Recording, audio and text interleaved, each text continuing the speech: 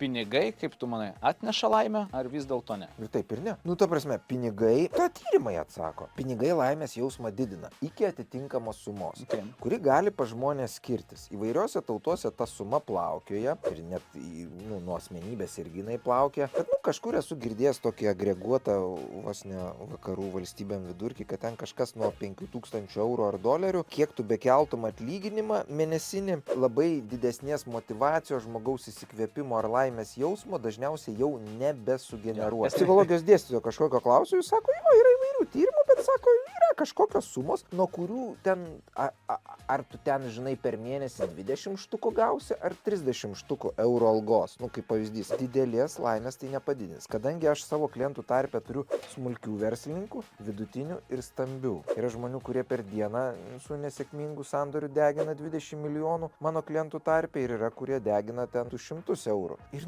kai aš matau, kaip jie jaudinasi, jų stresas, jų paskui visokie nemigo naktis ir panašiai, kartais nesiskiria, nors sumos skiriasi ten ant kokių 4-5 nuliukų.